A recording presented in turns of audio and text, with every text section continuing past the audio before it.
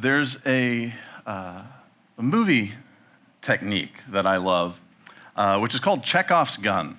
I don't know if anybody knows what Chekhov's gun is. It's this idea that a guy named Chekhov wrote that this narrative structure, if you introduce something into a story, you got to provide some closure to it. It's got to come back later. And so it's the idea, if I give you some tool, some weapon, I'm going to feel something's incomplete, or there's a road that hasn't been gotten to the finish point if it doesn't come back later.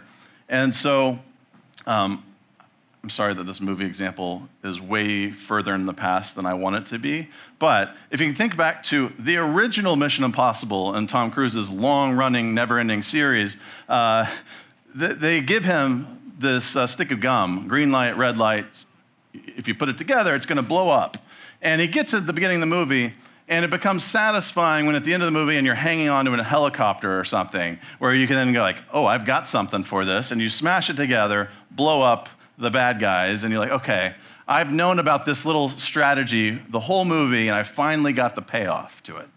And so what's interesting to me about Chekhov's gun and this strategy is it has to be foreshadowing, but you shouldn't know that it's foreshadowing. It should be like, you kind of know what happened, but you're not waiting and anticipating it like really heavily. It should be something that like, oh, in retrospect, oh, that's so good. Yeah, we've been waiting this whole time for it. And in life, we don't often know what tomorrow holds. It's kind of in retrospect, we look back and like, oh, there were some warning signs that was going to happen, and it's paid off. Usually, we notice more when it's bad things than when it's celebrations and joys. You're like, oh, there were so many seeds of this joy that was coming. No, it's, this had a toxic sign the whole way, and now I realize it. But today, we are looking at a story filled with all of these warning signs of like, this is not going to go well. And so today I'm going to offer some advice, some wisdom of avoiding some pitfalls in life, of like, how do I see these signs and perhaps veer away from them so I don't end up in a pit. And so we are following the story of Joseph. Joseph is one of 12 brothers. Their dad, Jacob, in the story sometimes is named Israel. That's a little confusing, I know. But they've got a big family. And all that we know from last week is Joseph is the favorite, and everybody hates him for it. And we are going to continue in the midst of that difficult situation. The first wisdom I want to give you before we read the first section of our text is, warning number one, read the room, especially when it's reading you. It's very easy, and especially if you're an introvert and you're like thinking like, what am I saying? What am I doing? What are my hands doing right now? How do I like think about myself in this space? Or maybe you have some goal and target of like, I want a promotion, I want to make this new friendship, and you get so lost in, playing the part that you might not notice all of the visual cues in the room and what all other people are feeling, how you said make somebody else feel.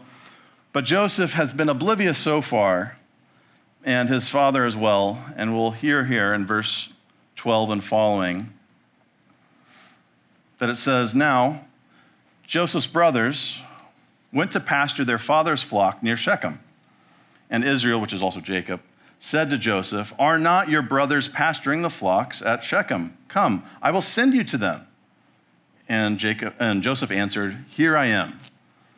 And so Jacob said to Joseph, go now, see if it is well with your brothers and with the flock, and bring word back to me. And so he sent him from the valley of Hebron. And he came to Shechem, and a man found him wandering in the fields, and the man asked him, what are you seeking? I am seeking my brothers, Joseph said. Tell me, please, where they are pasturing the flock. And the man said, they have gone away, for I heard them say, let us go to Dothan. All right, we're going to pause here in the story. Joseph has been sent on a mission, and it might seem like a harmless one out of context of, okay, go check on your brothers, see how they're doing, let me know. Are they where I think they are in Shechem? The first thing we learned about Joseph last week was Joseph had bought a bad report about his brothers.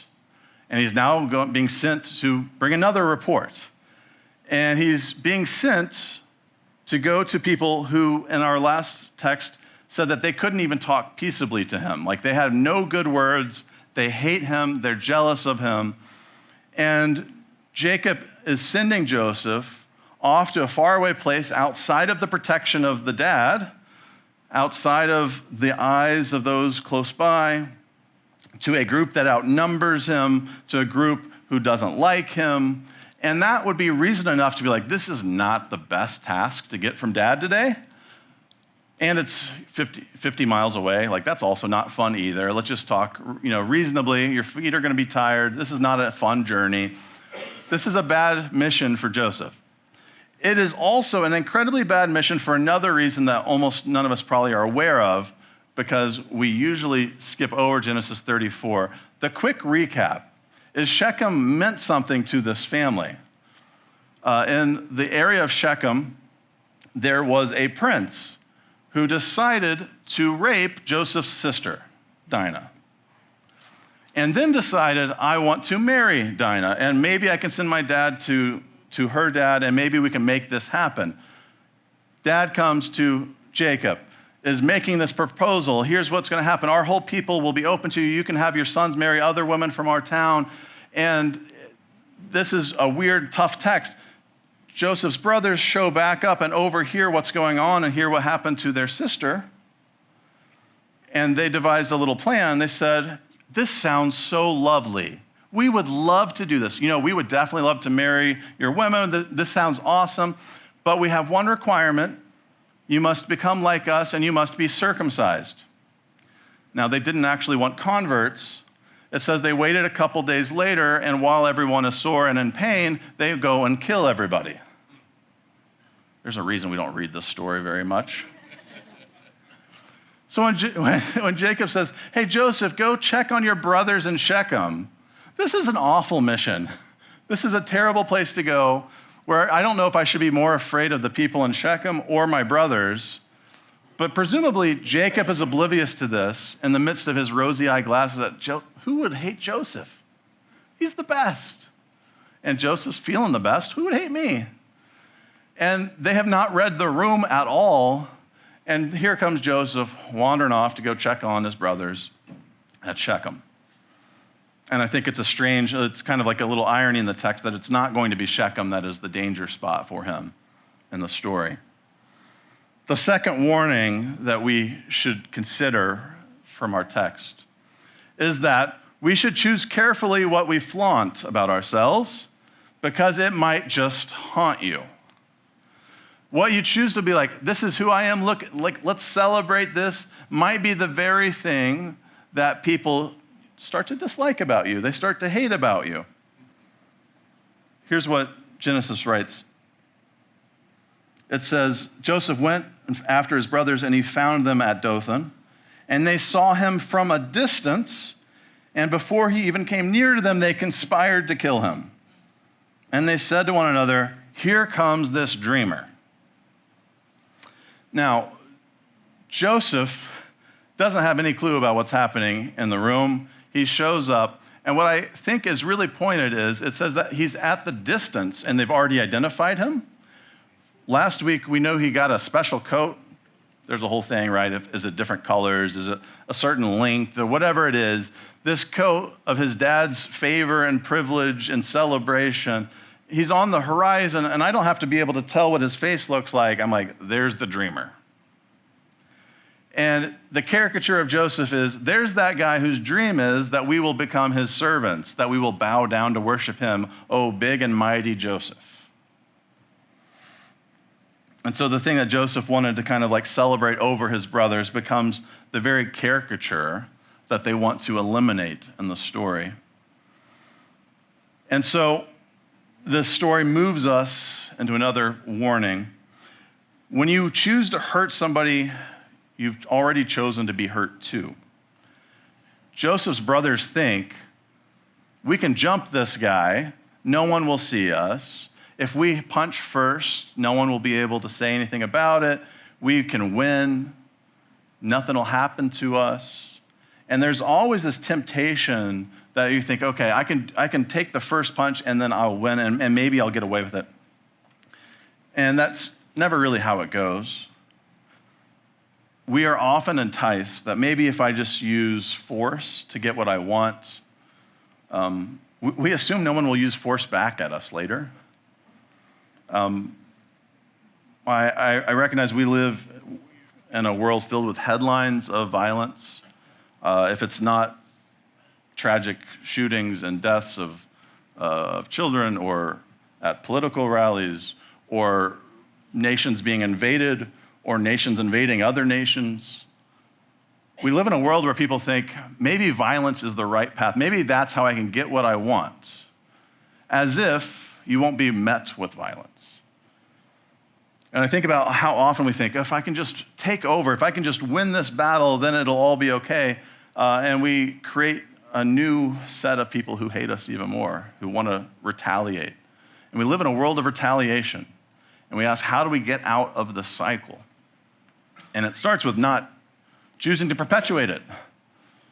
And what's hard is, like with Jesus, of like, okay, can we take a path that says you can take my life, but you can't end it. You can't bring it to an end and defeat me through this violence. You can try to shame me on a cross, but somehow I'm going to turn that symbol of shame into life. But in this story, Joseph and his brothers see their brother, and they're so angry, they're so filled with hate, that they're like, let's just get rid of this guy. I know how we can stop this dream from happening. Let's just kill him. And of course, this feels very short-sighted, and of course, we recognize this is an awful course of action. But sometimes we also, maybe not literally, choose this kind of level of violence, but we metaphorically sometimes wake up and just choose violence that day. We're like, I am going to snap. If I get asked this thing one more time, if I get that tone today, maybe you've like been planning, you're like, I'm leaving this job, I'm quitting, they're going to get it from me today. There's something in us that feels attracted to finding catharsis through choosing violence. And when it happens, we are often caught in the crosshairs. We get retaliated against. Other people that we didn't mean to harm get harmed. It is never a good option. And so Joseph's brothers decide, let's just take him out. And so they plot that. They're like, let's just kill him. Let's act like an animal's killed him. Let's throw him. Let's kill him. We'll throw his body in a pit. That's, I think, what verse 21 said was, at the end of verse 20, here comes the dreamer, come now, let us kill him and throw him into one of the pits, and we shall say, a wild animal has devoured him, and we shall see what becomes of his dreams. These pits could be a likely, like, let me throw this body somewhere where no one will find it for a while. So let's kill him, let's throw him in the pit, we'll hide the evidence, we'll be done with it. Now, we're going to get a response from the older brother that might seem at least somewhat positive. But let me give you another warning. Beware of quick fixes that slow recovery. Some backstory to understand, well, let's read the text and then I'll give you the backstory here. But we're going to read verse 21 through 24. But when Reuben heard it, this plan to kill their brother, he delivered Joseph out of their hands, saying, let us not take his life. Reuben said to them, shed no blood. Throw him into this pit here in the wilderness, but lay no hand on him, that he might rescue him out of their hand and restore him to his father. And so when when Joseph came to his brothers, they stripped him of his robe, that long robe with sleeves that he wore, and they took him and they threw him into a pit, and the pit was empty, and there was no water in it. Now, this makes Reuben seem like, okay, he's the good brother. He's the one that had the plan to like save his brother, and he's going to protect him. And it helps to have some backstory. We talked about Shechem and the problems in Shechem. Well, let me tell you, Reuben had his own baggage in his life. If you remember, Jacob has children with 4 different women. He's married to Rachel and Leah, who are sisters. He wanted to marry Rachel. He got tricked into marrying Leah, the older sister. And then they both have servants that he has kids with. Now, Reuben is the oldest child. through Leah, through the wife that Jacob didn't really want, he decides to sleep around with one of the women that Jacob has children with, the maidservant of Rachel. There's a lot of baggage in biblical stories. He decides to sleep with I don't know what you even call their marriage, their life situation there. I don't know if it's a stepmom or what you exactly call it. It's a weird situation. So much so that obviously Jacob doesn't think about Reuben super well in the stories as we get him. We'll get stories later of Reuben giving advice and Jacob not listening to it. Another son will give the same advice, and he's like, that's a great idea. I like that one. But Reuben is out of favor. And so when Reuben's like, hey, let's not kill Joseph, my dad's favorite. What if we just throw him in a pit and he'll die on his own, so we're not going to be to blame. He just can't crawl out of the pit, but I could go later. When my brothers aren't looking, I'm going to save him. And when I bring him back to Dad's going to be so happy. That's a weird plan. It's a weird plan because you're hoping your dad is like, well, you threw him in a pit. You couldn't talk them out of that part of it. But what about the collateral damage? What are the rest of the brothers going to do to Reuben? Like, how dare you rat us out? We had a perfect plan and you ruined it, Reuben. Is Joseph going to keep it a secret for Reuben? Like, how's Reuben going to keep this or spin this? But Reuben's thinking, I've got a quick fix to restoring my relationship with Dad, so let me offer this alternative. And so he makes this plan. Hey, let's not kill him. Let's throw him in the pit. Now, if you're needing the visualization, the wells aren't usually kind of straight down. It's more like a vase that kind of bends in and comes out. So if you get thrown down into it, it's very hard to climb out unless you had a rope or something thrown down to you. But he's like, let's just throw him in the pit. And so Reuben doesn't consider, I think this is going to work out, but what expenses, what's going to happen because of this strategy? There's something in the coding world and computers where when there's an error in your software, you have to fix it and you do a hot fix on it. But it's often you don't really know, well, what's the major cause of this error? Don't worry about it. Let's just fix the instance that we see. And you might fix a bug and you create two more in the way that you fixed it. And then you fix that one and you fix that one. And at some point you get what's called spaghetti code, where it's just all wrapped up together. And you're like, I have no idea what to do with this thing. How do I upgrade it? How do I update it? How do I give it a new life? And it's just a mess. And it's kind of like the natural chaos that happens over time with people involved. And there's something to well, what if I get a quick fix on my relationship on this problem in life? Let's not worry too far down the road about what's the implications, but maybe if I just do this one thing, I'll be okay. And it's not going to work out for him. Another warning against pitfalls: not all prophets are profitable. Not all prophets are profitable. Genesis 37, verse 25 says, they sat down to eat. They've just thrown their brother in a pit. Then they went and sat down to eat, and looking up, they saw a caravan of Ishmaelites coming from Gilead with their camels carrying gum and balm and resin, and on their way to carry it down to Egypt.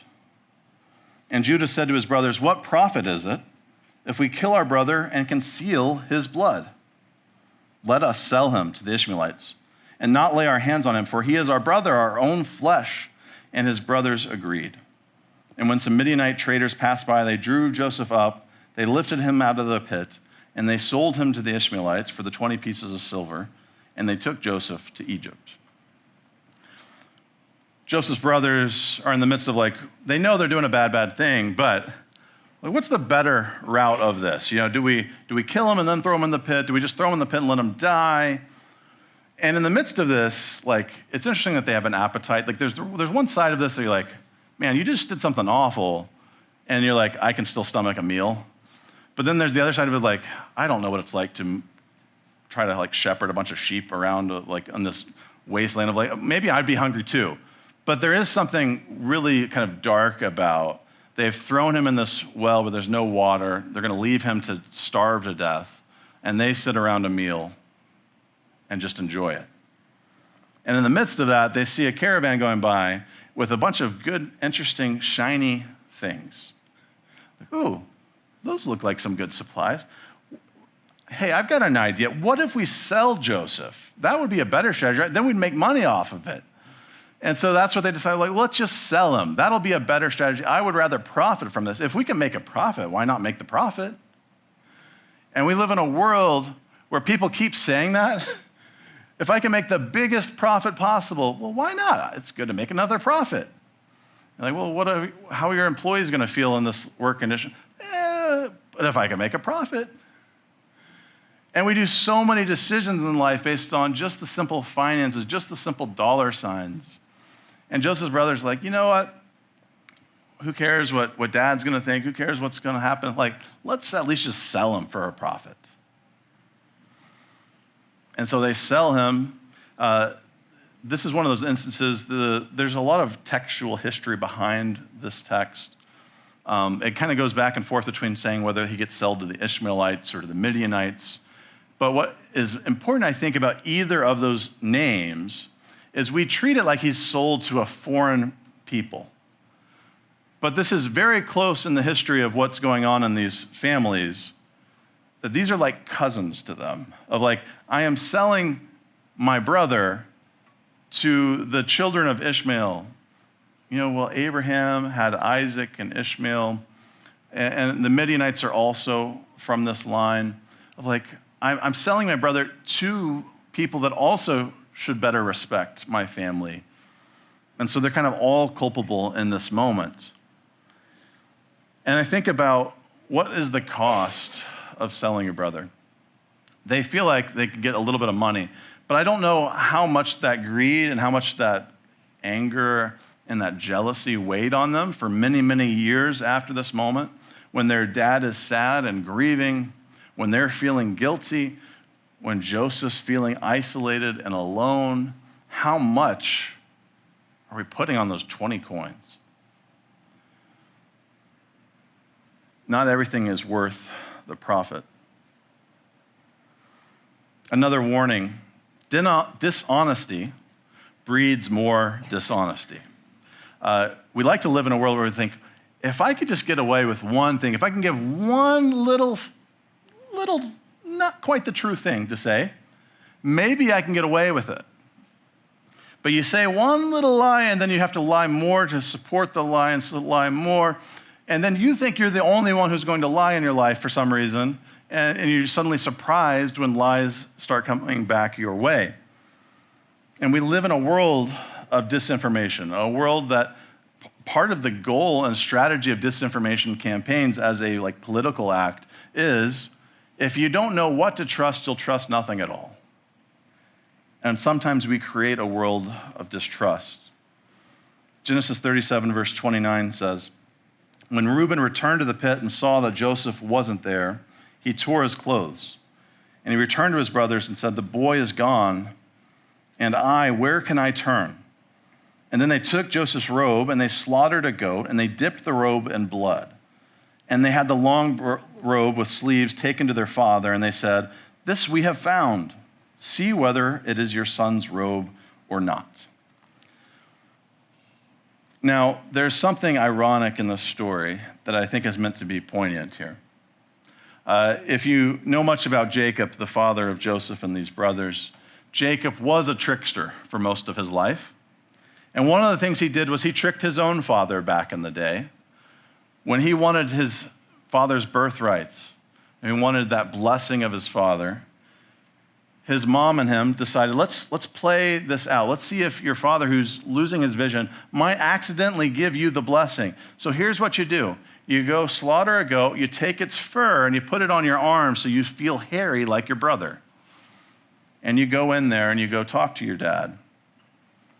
And so it's fitting that later in life, Jacob's sons go and slaughter a goat and use its blood to ruin the robe that he had made for his son, to play the part that maybe their brother had actually died.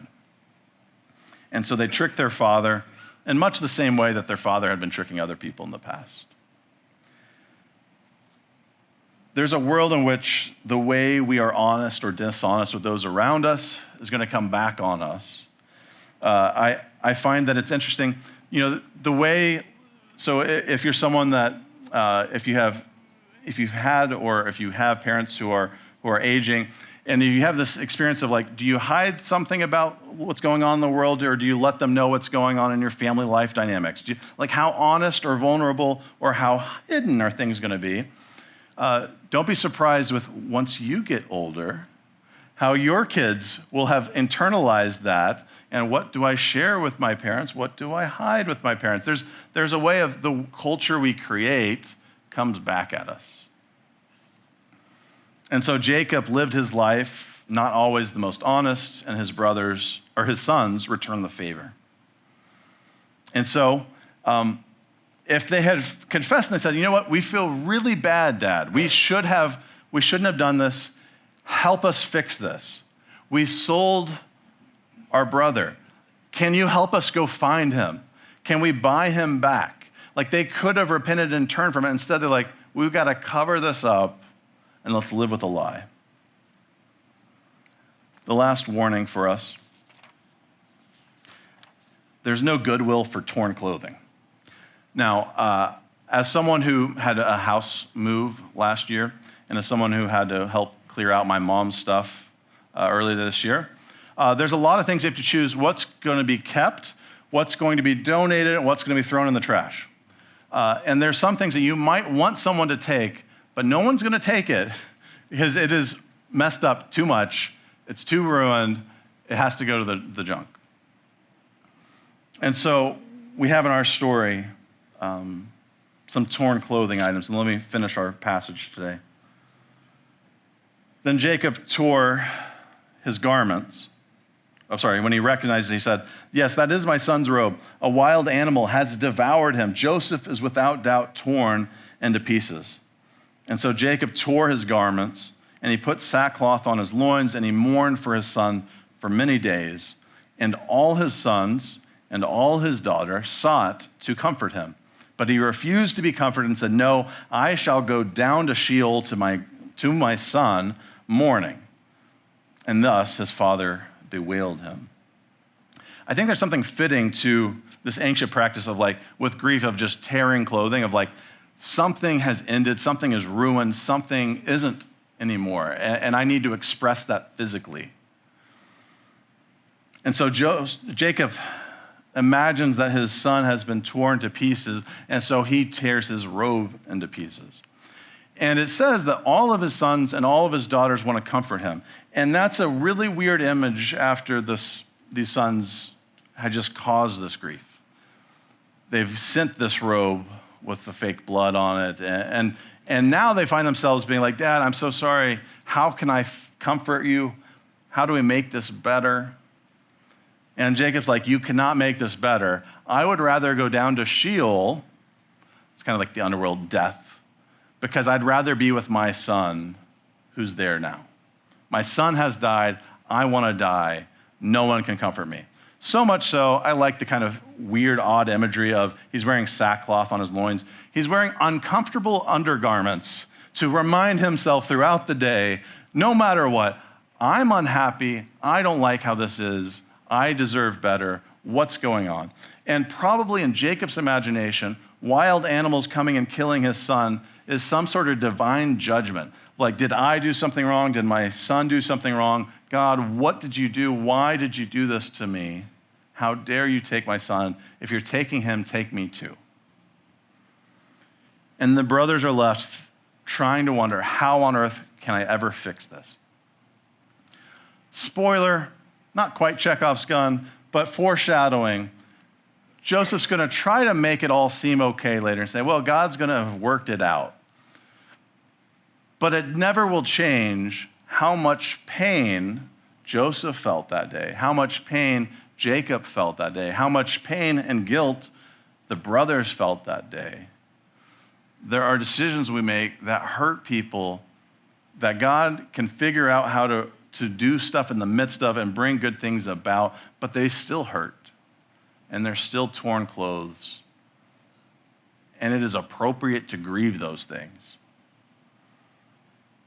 You know, you might be in the midst of grief. Something might have happened to you, someone you might have lost. And if somebody came up to you too quickly and tells you, well, it's okay because God's in control, you might just want to be like Jacob and be like, I'm going to tear some clothing, and I want you to know I'm going down to Sheol today. If you want to find me, that's where I am today, because I want to grieve because I'm in pain and I lost my son. There were a lot of warning signs along this route.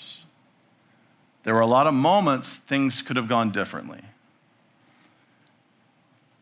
My encouragement for us is to be a people that has eyes to see those little toxic warning signs. And when it's our cause that we might revert, change, repent of those things, when it's from other folks in the room, that we might know how to avoid, get out of that space, or call to like, hey, this isn't right. Like, we don't have to just march our ways into more pits. And so my encouragement for you would be, we've got a lot of time in the day that somehow gets taken up, oftentimes with scrolling. If you could just spend if you spent 5 minutes at the beginning and the end of your day, 5 minutes to pray with God about like, here's where I am headed today. And you might realize, I'm going to Shechem today. Maybe I need to be a little bit careful about my route today. Of just planning out, thinking about, God, where am I going today? How do I live today well? How do I make better decisions? And at the end of the day, spend 5 minutes, reflect with God, what did I just experience today? What feelings do I have? What do I notice in those around me? Is there something I can do to avoid this all exploding or getting bigger or getting worse tomorrow? We don't have to just keep marching forward. We can take the time to sit and reflect, to pray, and to hopefully avoid the pitfalls that come. I'm going to invite Kelly and our worship team to come up, and they're going to sing a song that's going to be familiar to you, but not familiar in this environment. You'll see. But it's a song about expressing this grief, this concern, this like, how do I live without you? And there's a version of this song where you could imagine it as Jacob trying to survive and figure out, how do I live without my son? How do I go forward? There's another way of reading the song that you can read it as, how do I navigate this life without God? Like, where would I be without some steadfast love? I might have a world of siblings who want to hurt me. I might live in a bad work environment, bad family life, friendships. What could I do without God? I can't do anything.